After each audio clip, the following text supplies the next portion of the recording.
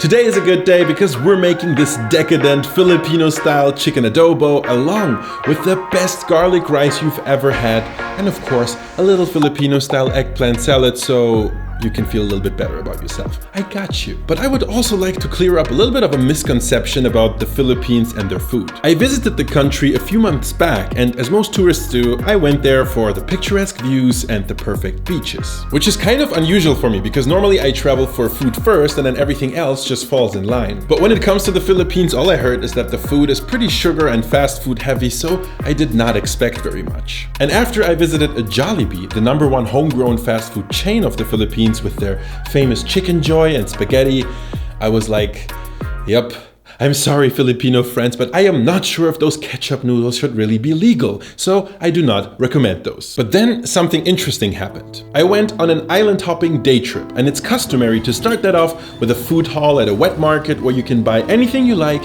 and a local chef will come along and cook it for you on the trip. That is actually where you can get a glimpse at more traditional Filipino food, and that's a completely different story. The Philippines are comprised of over 7,000 islands, so it might not come as a huge surprise that fish and seafood is a staple here. But then look at what type of fish and seafood, like what even is this thing? Not to mention the abundance of fresh veggies, of course. And so the cook on our island hopping trip did a fantastic job of cooking some really wholesome and delicious Filipino food for us.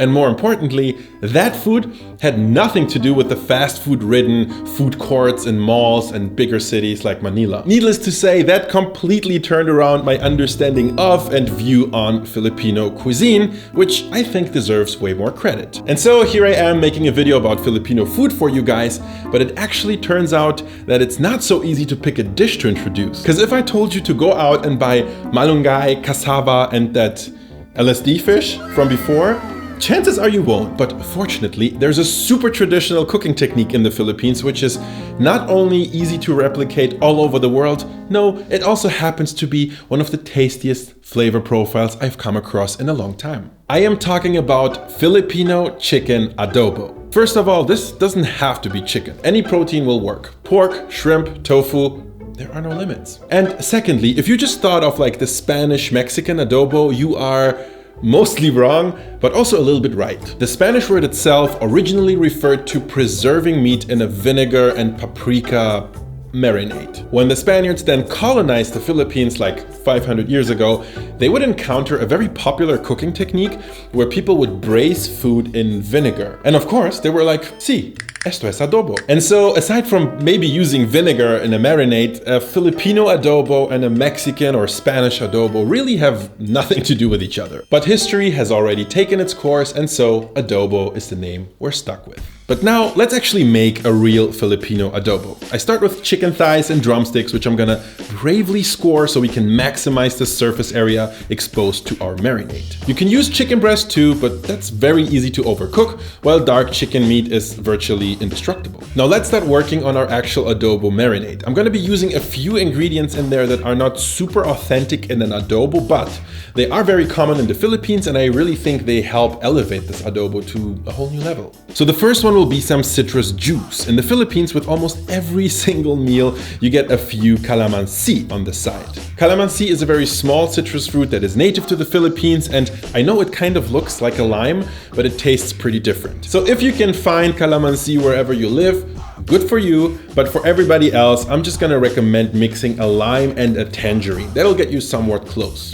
Next up, we're adding equal parts soy sauce and white rice vinegar. These are our base flavors. Another touch of dark soy sauce will help you get that rich color. And then finally, we're going in with a whole bunch of crushed garlic cloves, way more black pepper than you ever thought could taste good, a few bay leaves, and crushed ginger. Another addition that might not be super traditional but really tasty is lemongrass. Crush that and add that too. Finally, mix your ingredients together and let that marinate for at least 30 minutes, but you can totally even do that the day before or something. And so while that's marinating, let's work on some classic Filipino garlic rice. I know it sounds simple, and it actually is, but do not underestimate the power of the garlic rice. It might very well be one of the tastiest things you'll ever cook. The whole trick is actually just to fry a whole head or two of minced garlic in some neutral oil. Do it low and slow because that stuff browns and burns quickly. So have some patience and stir at least every minute. When the garlic has turned a light golden color, strain and dry it on a paper towel. That garlic will smell and taste amazing, but so will the oil that you've cooked it. So we're definitely keeping both of those, and they're gonna taste good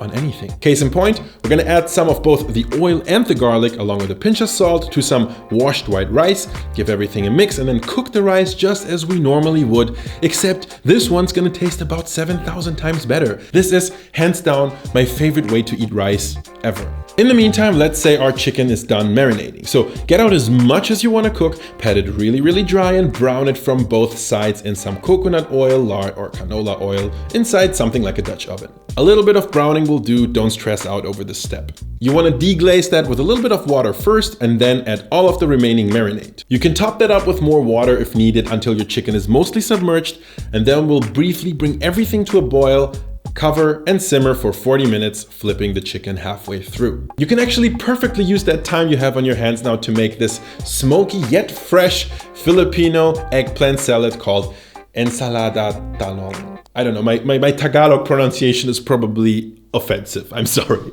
This one really couldn't be much simpler. Just score an eggplant lengthwise 4 or 5 times and then drop it into a preheated oven for 20 to 25 minutes. The skin should be very easy to peel and come right off like this. And if you do a lot of Asian cooking, you will probably have guessed that ideally you'll do this with one of those Asian eggplants, you know, the slim, light purple colored one. But you know, the kitchen has no boundaries. Next, you want to finely dice a tomato, a red onion, and optionally something green, like a pepper. And then we slice the eggplant lengthwise because it's quite thick. And then we simply smash and flatten it with a fork, turning it into a perfect sauce and flavor vehicle. We're gonna top this with our fresh veggies and of course a very simple sauce consisting of just vinegar, garlic, chili, and a little bit of soy sauce and black pepper. This dish, you guys, will easily rank among my favorite salads of all time. It's so fresh, and yet the eggplant makes it so rich at the same time. Speaking of which, you can even do the old Craig and egg.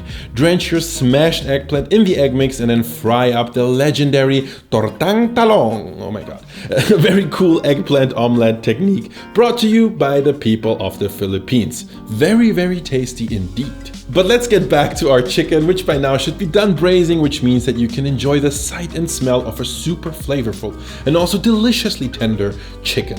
At this point, you can get some or all of the stuff in the braising liquid out. I actually like keeping the peppercorns and bay leaves in.